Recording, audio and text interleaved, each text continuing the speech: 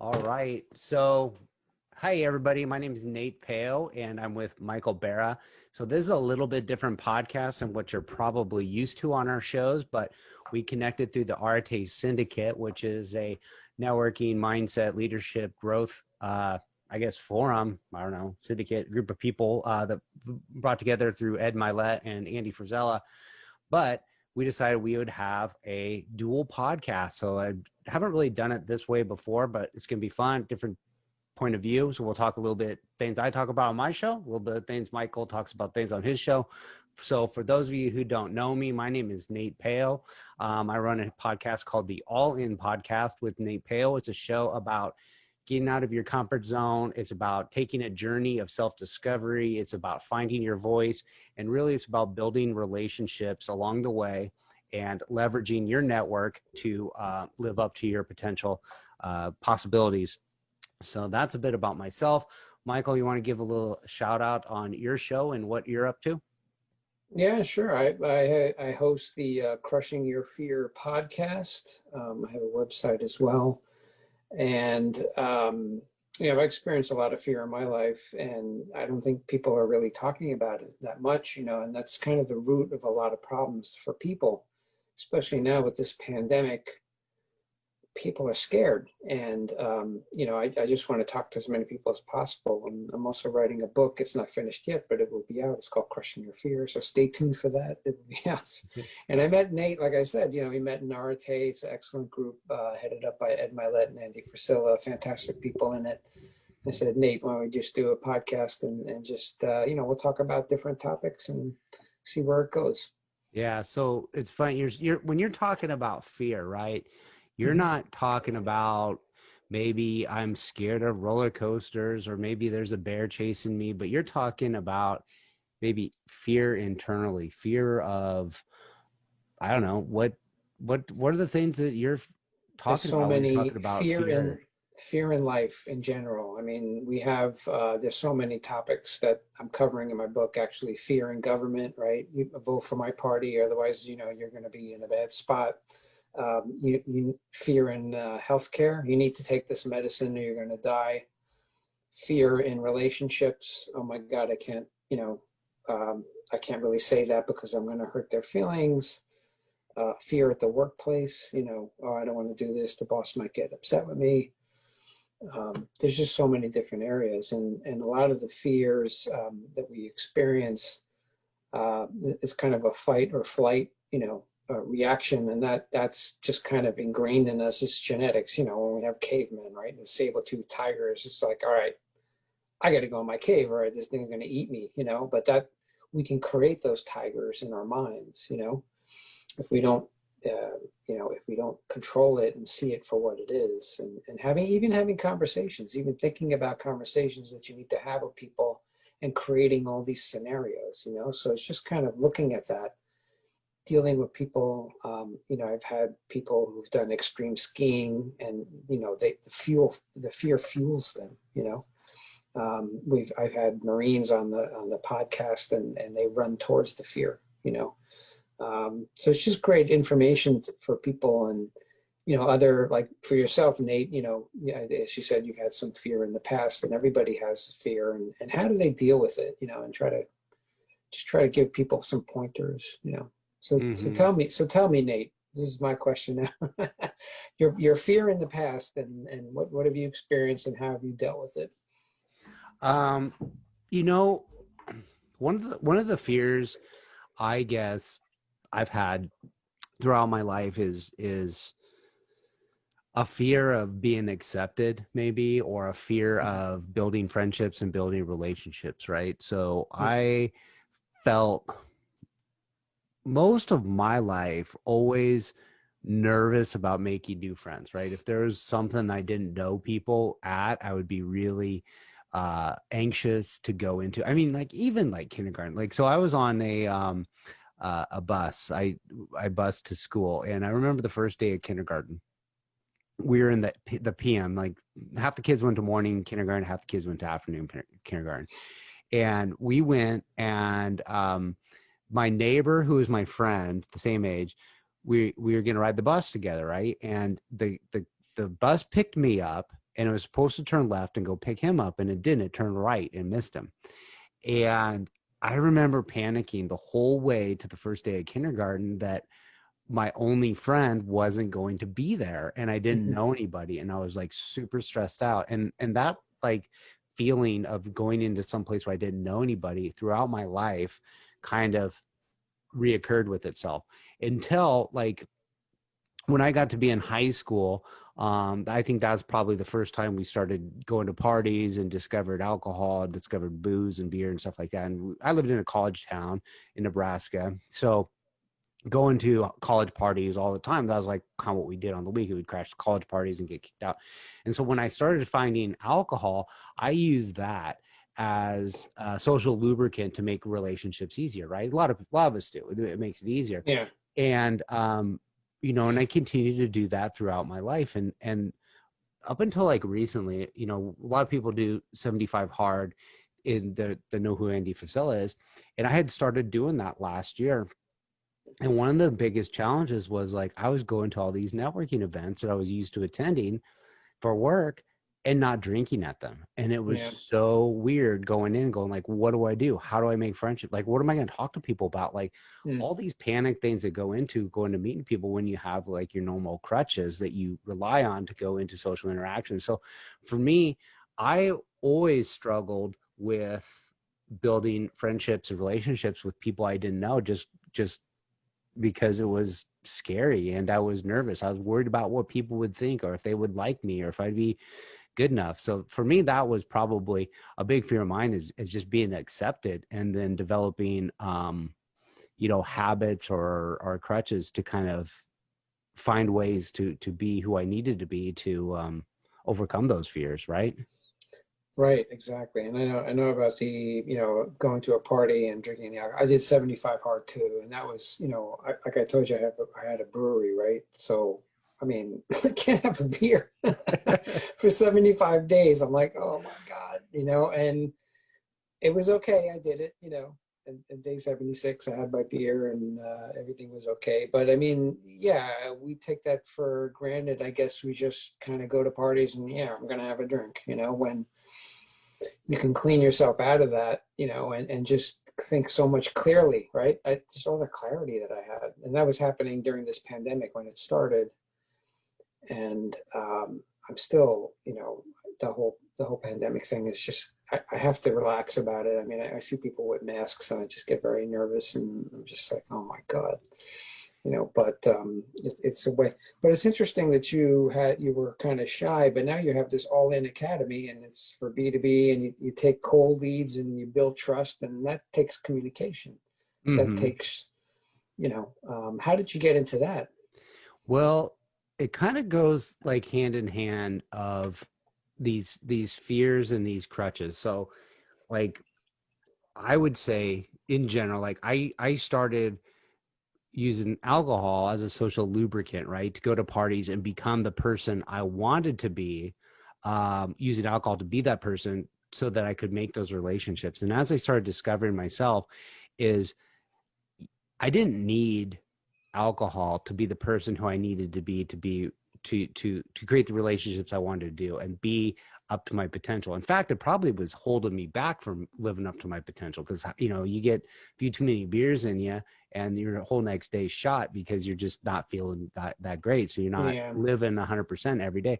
So it started kind of like this idea of, you know, what would it look like if you kind of like leaned into your potential and you just kind of tried to connect with as many people as you possibly could. And as I was growing my network, and that didn't happen overnight. I probably grew it over the course of my 20-year career, but I started being more intentional with it about a year ago. And I started discovering like, hey, really when I put efforts into expanding my network, I'm solving more problems. The more problems I can solve, the more value I can provide. And the more value I can provide, usually I'm tending to get compensated accordingly. So I said, what would it really look like if I went all in on this idea of connecting with as many people as possible for like the next 3 to 5 years and see what happens? And that probably would lead to good, amazing things. So I started kind of doing it.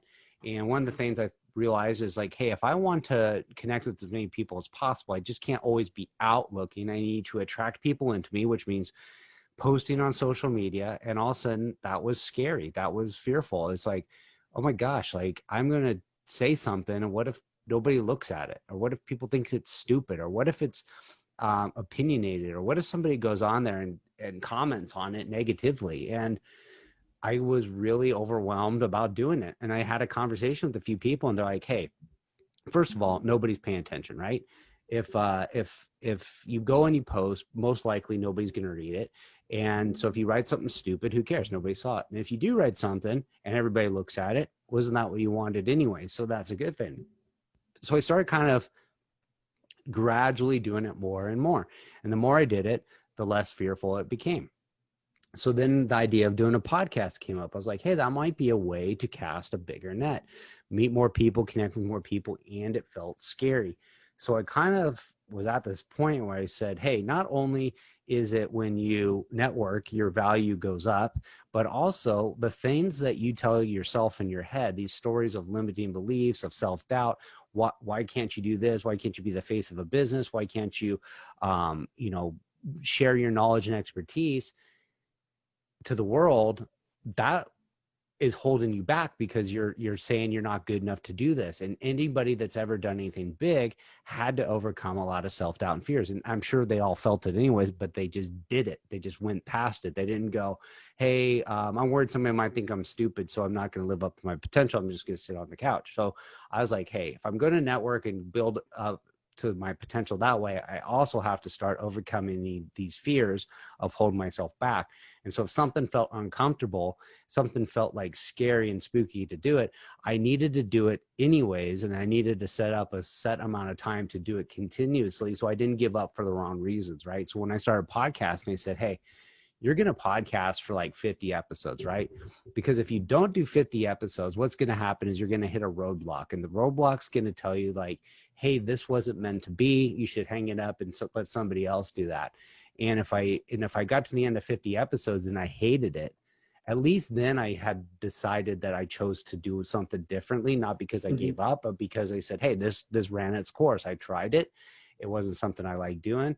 It turns out I did really like doing it. But if I hadn't made that decision to push through, there was a bunch of trials and errors when I first started with logistics and with technical difficulties and all kinds of crazy stuff that I probably could have just given up earlier if I hadn't set some parameters around what I was going to do and not do. So fear's been a huge driving factor to me of just going, hey, your fear of stories about not being good enough that you're telling yourself have limited your potential to being what you think you're capable of doing. So No, it's great that you started the podcast and you're doing a lot of things that are just kind of challenging you and just taking the jump. And how many podcasts have you done so far? oh gosh, I've probably released 70 some Right. and recorded over 100. So yeah, You've eclipsed the how many do you do a week? You do a couple a week? right now I'm probably doing 2 or 3 a week. But when COVID first hit, I was I used to commute in about an hour in the morning, an hour and a half at night. So I had, say 3 hours a day given back to me when COVID hit and I was working from home. So I was like, hey, I've got this window to podcast, right? And I was all nervous that I wouldn't find guests on my show. So I just kind of kept my window open. So I was like, hey, I've got, 2 or 3 hours in the evening and 2 hours every morning open to record a podcast. So if I connected with somebody, say, you want to be on my podcast, I'd send them my booking link and they'd book the episode on the next time that was available, which happened to usually be like within the next day or two. And all of a sudden I was like, man, I'm doing like 8 episodes this week, like 9 episodes. And I was only releasing 1. And before you know it, I was like, this is a problem. Like if I recorded our episode today, you're not going to hear it for 2 years. Like nobody wants to be that delayed. So I started having to push them out 2 a week, then 3 a week, then 4 a week. And finally I was like, I got to do this 4 a week. And at that point I was like, hey, I'm not going to do anything more than that. And I just kind of started taken some time off from recording. I blocked out like 2 months where I didn't record any, let some stuff kind of catch up, and then I've slowly been letting it back in. I still have like I have a real modified window now of only a few episodes I can record a week. But every time somebody's cool and they're like, hey, I can't get in until like 2 months, I'm like, all right, we'll send you the secret special invitation. We'll record it on this other time here too. So I still kind of sneak a few in because I love connecting and talking with people, right? Like when I first started, I was like, oh, this is about getting good guests for the audience. And then I kind of realized like, I just like having good conversations with people. So I don't know what your experience has been with, you know, getting people on, you just kind of chit-chatting about what everybody's up to. Yeah, usually I look for people, but if everybody experiences fear, so I'm like, hey, why don't you come on the podcast? Like, sure. And then they talk about their lives, and it's just very interesting. And, you know, the knowledge that you gain is really good. And it's helped me. Like a lot of people have experienced a lot of different things. I also have another podcast, Craft Beer Storm, which I told you that was kind of, I was listening to craft beer podcasts, and they're like crap. They were just like talking about their dogs or what they did last weekend. And I'm like, how does this relate to beer? So I started my own, and that was my first podcast, and it's still in existence, but I've tapered off because just the whole beer industry, usually you're focused in on small breweries, but they've just stopped them from having people coming in, excuse me. You know, the whole model was just like the tap room. It's just like, come in, see our brewery. Here's my beer. I made it for you. And all that stuff got curtailed. Like I said, now they have curbside pickup, and a lot of breweries are going out of business, and it's just doom and gloom for the past couple months. I kind of stopped. Like every week I was just like, oh my God, it's like, why do I want to record? It's not a good situation right now. So I stopped that for a little bit, but I continued the, Crushing Your Fear. I started that, about a year after. This has only been going on for a little bit over a year, but I have gotten a lot of guests on that I've reached out to, and they're like, "Sure, I'll be on." And because everybody wants to talk about what they've experienced and how they've overcome it. So it's been pretty cool. I got two questions for you. One's more of a comment, but just to make you maybe a little bit happier about the brewery. So there's a outdoor shopping mall not far from my house. Yeah, one of the busier restaurants in the past. It wasn't even a restaurant because they didn't have food at it, but it was a brewery called Stone Church Brewing. And the mall not doing so good right now, of course, because everything's shut down. Like the Victoria's Secret moved out, and some of the other businesses moved out, and the brewery is raging right now. They've allowed outdoor seating, right? So they took their outdoor patio, expanded it to like the parking lot, and then it's kind of like it's not like it faces like this boulevard, right? Like, so you go one direction, and then there's parking on either side, and then you have to go around loop-de-doo and come back the other way. So it's like you pull right in to the front of the building, so it's more of a pedestrian type mall parkway. Now that they moved into the parking lot too, and they like set up like cones, and the parking lot is actually like packed full, and everybody's sitting out there having beers. People love to be outside. Yeah, my landlord didn't let me do that, which pissed me off. I said, why don't you block some spots off? People want to be outside. They don't want to be inside, especially in the summer. And he didn't want to do it, which didn't help me. It didn't help my business. That reminds me of the Shawshank Redemption. I think it's one of my favorite quotes about beer, where they're up on the roof, and he said, "There's nothing quite like feeling like a man after a hard day's work, drinking suds outside," or something like that. I don't know. I don't remember exactly, but it reminded me. But my question is what are some of the more interesting stories you've heard regarding fear and how people have overcome it? Oh, just a bunch of different stories. One of them I keep repeating, which is awesome. Kristen Ulmer, she's like an extreme skier. Like, she did ski movies, and like she used to jump off of cliffs. Like, it's a no fall zone. Like, if you fall, that's it, you're dead. She did that for like 10 years, right? And I said, how'd you do that? And I guess you experienced fear, but then maybe you got addicted to it. And she was like, yes, what we do. And everybody, that around her circle is just addicted to this stuff. And they embrace it, and they go for it, and they take it and they rechannel it, right? They take that fear and they rechannel it, which is very interesting for her. I had another guy, Akshay Nanavanti. He's a former Marine, but he had just a turbulent life. He had a divorce, and he tried to commit suicide a couple times. And he's wrote a book called Fearvana, which kind of takes all the experiences he's had and kind of just helps people with their fear. And that, whatever you're experiencing, like he compares it to what he's done, which is nothing. Usually the normal person doesn't go through what he did. So it just enlightens them and kind of says, look, like what you're thinking. And a lot of the fear is kind of created in your head, and then you just think it's real. But you talk about the acronym for fear, it's false events appearing real, which has been a common theme with a lot of the guests. And one of them, Tony Watley, actually, he's an RTA.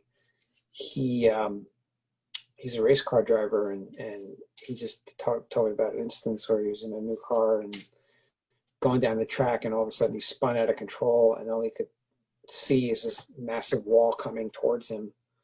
And then, I said, well, you must have been scared. And he's like, well, at those couple of seconds, I just felt a peace, like a peace come upon me. Like I was at peace, like you're going to die. Like he's like, I'm going to die. Mm-hmm. But he crashed into the wall, and for some miraculous reason, he survived. And, the nurse ran over and said, you okay? Is everything okay? And he said, yeah. And he said, well, for a guy that's been through that accident, you have a lot of calm, and you're not really rattled. And it's like, I don't know. It's just, I didn't experience the craziness that you would figure that you would experience in that moment. And he had other race car drivers as well. It's funny, like they've gotten the same thing, like hit pylons like a couple seconds before, they were just at total peace. So it's an interesting thing, Yeah. Stuff like that. I mean, So what are your fears, and what are you doing to overcome them? Me, I've, there's fears every day that come up. I mean, I had an unfortunate experience. I got married twice, divorced twice, and second time is, we had the business, and I guess the ex-wife didn't like it. I guess, she thought the business was just good, destroying the family, and she had enough, and she took the kids and left. Right. Mm-hmm. So I'm kind of like in my brewery, my strip mall brewery, the house is gone, kids are gone, ex-wife is gone. And I'm like, all right, what just happened? Right. And a lot of fear started to set in, to the extent that I was starting to get this stress-induced eczema, like all over. I'm like, what is going on here? Usually my immunity is pretty good. My system is pretty good. And what the heck is going on? And I went to the dermatologist, and she took a biopsy. She says, oh yeah, it's like stress-induced eczema. I'm like, what? So I'm like, all right, now this is affecting me physically. So I had to, take that, I was like sleeping on an air mattress. Like everybody ends up on an air mattress, I guess.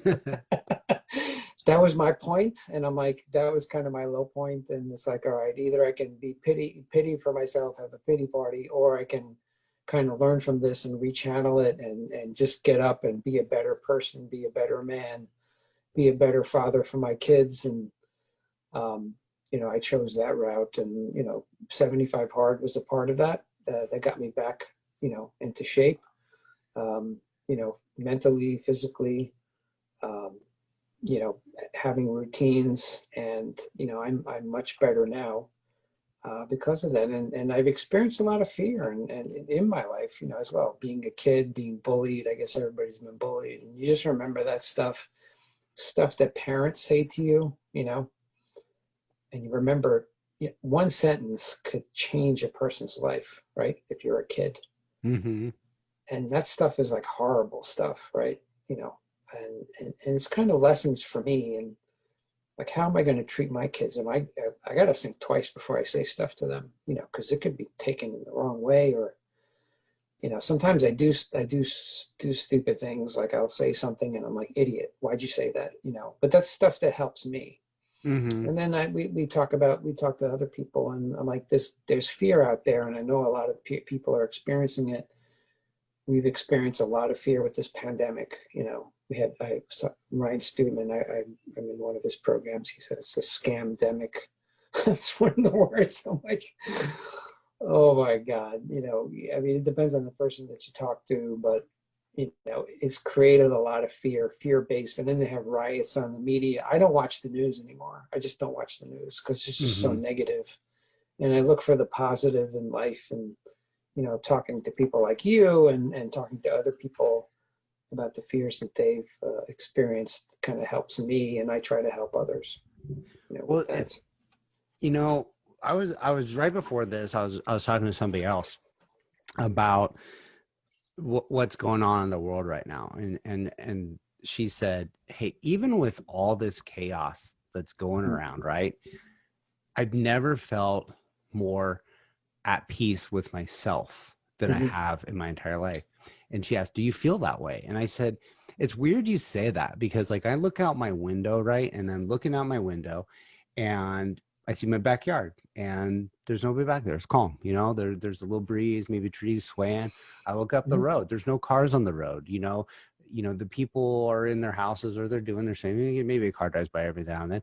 You go down the grocery store, it's kind of calm. It's kind of quiet. There's not a lot going on. You go, it is like really, really peaceful. But then you turn on the news or the internet and it's like a chaos shit show. It's like just, the world is ending. yeah. And I mean, granted, there are places where it feels that way. Like if you're in some of these areas that are really traumatic, and I don't want to downplay anybody's situation, but it is true. It's like if you are within yourself, I do feel like the most peace. I feel like I've done the most personal growth that I've had in my entire life. I feel in a better place to become the best version of myself possible. And it just is weird to think like, you know, you look on TV and you expect to see like nuclear bombs dropping out your window, and you look out your window and it's like, huh, it's not even windy. It's not even raining. Like, you know, it's like, it's weird. And Yeah. it's No, I mean, it's been I guess you could have took two roads during this pandemic, and either you can, you know, binge watch Netflix and just drink, you know, buy beer. And the amount of alcohol that has been sold has tripled, like during this pandemic, like nationwide. And Netflix has just gone through the roof. And you could take that route and not improve yourself, or you could take another route. Like I wrote a book during this pandemic. Like I wanted to do that. But I mean, I wrote a freaking book, you know, like I never thought I would do this, but I did. And I'm moving my podcast forward. I've started a couple of different businesses in different areas that I wanted to do. One of the things, I joined Ed Milet's new company, Miliari Group, which is a great opportunity if he can be a mentor to me, or just explain how he's worth like $500 million, right? So like, how did he do it? And get that knowledge from him. I mean, that's fantastic. And yesterday there was a webinar, and one of the ladies who's involved in WFG said there's like 3 A's during this pandemic. And she was very interesting. She said, first you have to accept it. You know, there is a pandemic. You can't do anything about it. Second A is like, you have to adapt, right? Instead of having, you know, meetings in person, you got to do Zoom meetings, right? And the third is attack. Go out there and help families, right? There's a lot of families out there that are struggling. There's a lot of families that are living paycheck to paycheck. Now they don't have they're running out of unemployment insurance. Like a lot of people, like, I don't know what I'm going to do. I try to tell them, look, why don't you come in? I'm in this great business. You can have your own business. You know, you don't have to worry about people telling you what to do. You create your own business, you know, work on your terms. There's a lot of single mothers out there that are like, my God, what am I going to do? I'm like, let's do it. Join. I'll help you. We have a team behind this that'll help people, and also helping people, you know, get into the right, vehicles to protect their families and save for the future for a tax-free retirement. I mean, that's fantastic stuff, which I have never done. I'm a CPA, right? So I do like this is kind of a 180 shift for me because I have to talk to people now. I guess like CPAs or whatever, accountants look at their spreadsheets, they do their spreadsheets, they put it in a folder, and then maybe somebody looks at it, and then that's it, they get paid. Now it's like, all right, I have to find people and find families and say, hey, I can help you, and let's talk about it, get into their finances, make suggestions for them. And just it's follow-up, it's all follow-up communication. So it's been a great experience for me to do that, and that's what I've done during this pandemic. Yeah, I totally agree. Like there was, the mindset of, hey, let's just binge watch Netflix and drink every day. Or then there's people like, hey, I'm going to take this at a time and these changes in my circumstances and make the best of it. And, I think a lot of people are going to come out of this light years ahead of others, and people are going to be playing catch up. I know a lot of gyms, when they were closed down, some people just hunker down and go, oh, there's nothing we can do. And other people are like, I'm going virtual. Right. And so what's going to happen when things go, back to normal, they're going to have both, right? They're going to have in-person and virtual, and then they're going to have an added stream of income. And I think there's a lot of opportunity that was available if you were willing to challenge yourself and think different. Like you said, adapt and attack, right? Yeah. Accept, adapt, attack. It was just so interesting. I'm like the 3 A's. That's awesome. Yeah. Cool. So I always like to ask my guests before the show wraps up a question. So hopefully you don't mind if I ask what it means to you to be all in on an idea or an outcome. What it means to be all in? Yeah. What does that mean to you? Focused, committed, there's a couple of things I'm doing now, the Milliard Group, but also I'm doing e-commerce. And I'm developing pages, that's another thing that I've always wanted to do. And I started that, and it's just, grabbing products, doing marketing, figuring out how to lay out the page, how it appeals to people, attracting their emotions, solving a problem. People have a problem. You need to solve it. You can't just sell junk. Sell them something that they're going to buy and use, so you got to be all in with that, and that's what they want. If you're 90% in, then forget it, don't do it. But, that is something that I'm kind of focusing in on. It's kind of like half and half, like a Miliari is like half my day, and then the other half is the web, the e-commerce. So You're being all in, challenging yourself for sure with different things, right? It is, dude. But I can do it. I have the time, I have the capacity, and I want to see how everything turns out. And I think it challenges me, and I still have my routine in the morning. All in means repetition, and also sticking to a schedule. I have my meditation that goes on in the morning. I have to do that. It's like the non-negotiables, right? Meditation, I got to read something.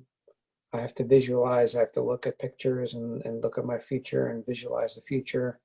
And I got to move. I got to go outside for a walk, go to the gym, push-ups, whatever. It's got to be something. And I take a cold shower now every morning, which kind of, it's like, if you can do that every day, everything else is okay. Yes, so I challenge myself, in the morning to start out, but you got to make yourself better, right? You got to make yourself better before you can help others. So that has helped me tremendously. So, but doing that every day and making yourself better, I think you got to be all in. Great answers. So you want to drop your links and let everybody know where they can get in touch with you? Yeah, crushingyourfear.com. We have the Crushing Your Fear podcast. I will be putting this out there. And, I'm on Instagram, I'm on Facebook. Shoot me an email, check out my website, and if I can help you in some way, I'd love to do that. If you have a story and you want to be on the podcast, please, contact me. Let's get you on. Yeah. If you can connect me with somebody that has a great story, how they overcome their fear, all it does is it helps other people. And if I can help one person, like I say in the insurance thing, the Milliard Group, if I can help one person there and protect their family, God forbid, that's worth it. If I can help one person on this podcast, be enlightened and say, you know what, I'm just, all this stuff's in my head. Why am I thinking this way? It's not a good way to approach life and live life. You know, you got to kind of, you know, understand what is a fear and what is not. Like I said, the saber-toothed tiger, the thing's going to eat you. Okay, you got to act. You got to get out of the way. If there's a mirage or a projection of a conversation that you're going to have in the future, and their reaction, and you're all playing that through your mind, that's not real. It's kind of stuff that you're making up. So you have to understand and you have to decipher what is real and what is not. So, yeah, that if you can get, and how can people find you? And I know you have your All In Academy, which is awesome. And then you have your podcast, and I guess, how can they get in touch with you? Easiest place is to go over to my website, natepeo.com. That's natepeo.com. From there, you can get connected to the All In Academy. You can get connected to the All In podcast, and you can find links to all my social media platforms and get connected with me on those as well. So that's the easiest place, natepeo.com. That's cool. All right. Well, it was a great conversation, great dual podcast. Podcast. I did this with somebody else, dueling podcast. We should have the banjos playing. Ding, ding, ding, ding, ding. I think I'll do that. I'll splice some music in and do right. a dual podcast, but it's cool. Yeah, well, it was great chatting with you. I have a question, though. What is your beer of choice?